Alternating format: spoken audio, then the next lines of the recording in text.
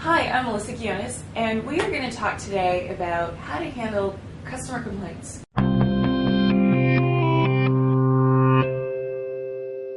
That is probably one of the worst feelings to ever get. If you've ever had a client complain about anything, about you, about their images, about any part of their experience with you, you know how awful that can be. It gets really emotional. We get really hurt by it because what we do is really personal. When we take images of someone, that's our little part of us. We put so much of ourselves into our images and into our client experience. So when someone comes back and says they're not happy, it's really tough to hear. So first things, there are a few things that we need to do when we're handling that complaint, which make it critical and it means the most to our business. So we have to first remember that it's not the end of the world. It's hard to remember this when it happens, but there's so many, that is not the worst thing that can happen to our business. For example, do you know what would be even worse to our business is if they never came to us at all.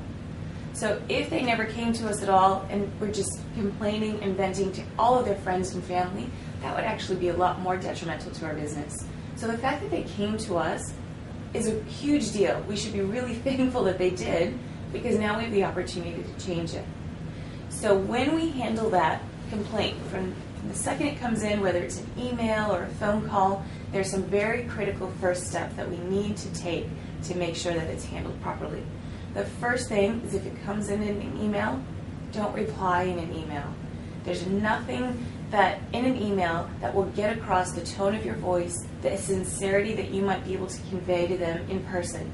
So always, always, always respond to it by telephone or by setting up a meeting in person.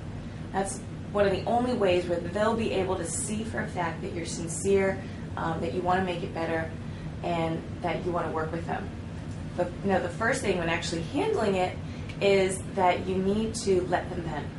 So they're going to need to get a few things off their chest, and you need to let them do it. So if you're talking to them on the phone, you could say something like, I got your message or your email, and I understand that you're really upset. I'm so sorry to hear that you're feeling frustrated. I got from your message that you're feeling upset about, and then just let them go. And it's going to be hard to sit there and take it and listen to it, because they're going to vent and they're going to say things that they're not happy with, and it's going to feel like real little personal stabs. But we need to remove ourselves from the situation and become a business owner. This is not personal at this moment. They're telling us why they're unhappy, and it will hurt. And we may hear things that we don't like. We may even hear things that aren't true. Maybe a client's memory isn't faulty, and they're saying things that you did or you didn't do, but you actually did.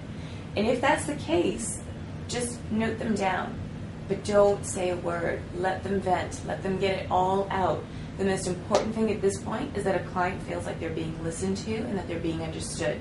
You'll have your time to talk, but it's not at that moment, that critical moment. After you've done that, one of the first things you want to do is you actually want to apologize. And that's really tough, because we're feeling hot and we're feeling heated and feeling embarrassed maybe. So we always want to apologize.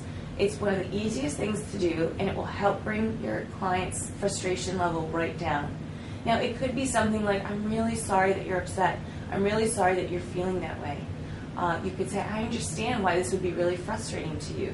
Saying those words to them means the world to their frustrated self at that moment. So we have to make sure that those words come out of us. Now, if we haven't done anything wrong and the client's complaining about something that isn't actually our fault or we didn't have any control over, we shouldn't apologize for our actions. If that's not appropriate to do so, then you absolutely should not apologize. It's not going to come across as sincere anyways. The client will sense that, and you'll be in a bad position. But you should apologize about something. We can at least agree that the client's upset. We can at least agree that the client's angry. So even just apologizing for that, I'm really sorry that you're feeling so frustrated. I'm really sorry that you're feeling so upset. Just let those words come out of your mouth. Once you've apologized, it's important to know that if you've done something wrong, if you've actually made a mistake, that's okay. But make sure you take responsibility for it. There's nothing wrong with doing that. So if you've actually legitimately made a mistake, the best course of action at this point is to just fix it. Even if it costs you time and a little bit of money, it's more profitable to do that than to try to justify your position and possibly lose a client. that will never come back to you again. So spending a little bit of money and putting a little bit of time into fixing that, if it's legitimately something you did, is the best course of action. Otherwise, if a client is unhappy and you really want to fix the problem, you need to find a way that will make them satisfied. And it's important at this stage to uncover expectations. You need to ask them what they feel would help resolve this situation. At least you now know where you're standing. At least you now know what your client is expecting, and you're in a better position to fix it for them. So those are some tips that you can use when answering a complaint, when responding when it comes into your studio, that will hopefully help resolve it very quickly. I'm Melissa Guiones, and I look forward to chatting with you again soon.